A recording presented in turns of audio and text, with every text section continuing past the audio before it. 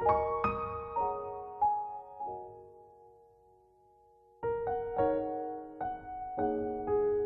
ಅಡುಗೆ ಚಾನಲ್ಗೆ ಸ್ವಾಗತ. ಟೊಮೆಟೊ ಚಟ್ನಿ ಮಾಡ್ತಿದ್ದೀನಿ. ಟೊಮೆಟೊ ಚಟ್ನಿ ಬೇಕಾಗಿರೋ ಪದಾರ್ಥಗಳು: ಟೊಮೆಟೊ ಹಣ್ಣು, ಜೀರಿಗೆ, ಕಡಲೆಬೀಜ, ಕಡಲೆಬೇಳೆ, ಖಾರದ ಮೆಣಸಿನ್ಕಾಯಿ, ಬೆಳ್ಳುಳ್ಳಿ, ಜೀರಿಗೆ, ಬ್ಯಾಡಗಿ ಮೆಣಸಿನ್ಕಾಯಿ, ಕರಿಬೇವು, ಸ್ವಲ್ಪ ಉಪ್ಪು.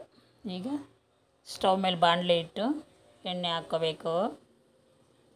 ಎಣ್ಣೆ ಬಿಸಿ ಆದ ನಂತರ ಇದಕ್ಕೆ ಕಡಲೆಬೀಜ, ಕಡಲೆಬೇಳೆ ಸೇರಿಸ್ಕೋಬೇಕು. ಇದನ್ನು ಎಣ್ಣೆಯಲ್ಲಿ ಚೆನ್ನಾಗಿ ಹುರ್ಕೋಬೇಕು. ಹುರ್ಕೊಂಡಿದ್ದಾಗಿದೆ. ಇದಕ್ಕೆ ಇವಾಗ ಖಾರದ ಮೆಣಸಿನ್ಕಾಯಿ, ಬ್ಯಾಡಗಿ ಮೆಣಸಿನ್ಕಾಯಿ, ಕರಿಬೇವು, ಬೆಳ್ಳುಳ್ಳಿ ಹಾಗೆ ಸ್ವಲ್ಪ ಜೀರಿಗೆ ಹಾಕ್ಕೊಂಡು ಹುರ್ಕೋಬೇಕು.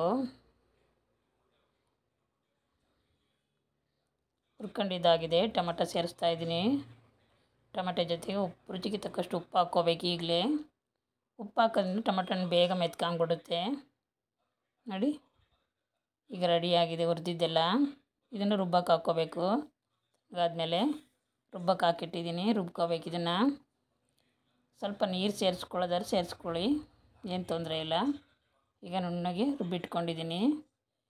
ಇಲ್ಲಿ ಸ್ಟವ್ ಮೇಲೆ ಬಾಣಲಿ ಇಟ್ಟು ಸ್ವಲ್ಪ ಎಣ್ಣೆ, ಜೀರಿಗೆ, ಸಾಸಿವೆ, ಕರಿಬೇವು, ಹಿಂಗು ಒಗ್ಗರಣೆ ಕೊಡ್ತಾಯಿದ್ದೀನಿ. ರುಬ್ಬಿರೋ ಮಸಾಲೆ ಎಲ್ಲ ಹಾಕಿ ನೀರಿನ ಅಂಶ ಹೋಗೋ ತನಕ ಚೆನ್ನಾಗಿ ಕುದಿಸ್ಕೋಬೇಕು. ಇದನ್ನು ಈ ರೀತಿ ಕೈ ಆಡಬೇಕು, ಇಲ್ಲಾಂದರೆ ತಳ ಹಿಡಿಯುತ್ತೆ ಕಡಲೆಬೇಳೆ ಹಾಕಿರೋದ್ರಿಂದ.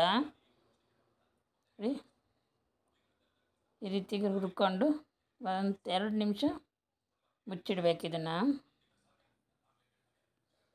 ನೀರಿನ ಅಂಶ ಹೋಗೋ ತನಕ ಬೇಯಿಸ್ತಾನೆ ಇರಬೇಕು. ಇದನ್ನು ರೊಟ್ಟಿಗೆ, ಚಪಾತಿಗೆ, ದೋಸೆಗೆ, ಅನ್ನಕ್ಕೆಲ್ಲ ಚೆನ್ನಾಗಿರುತ್ತೆ. ಈಗ ರೆಡಿಯಾಗಿದೆ ನೋಡಿ, ಸ್ವಲ್ಪನೂ ನೀರಿನ ಅಂಶ ಇಲ್ಲ.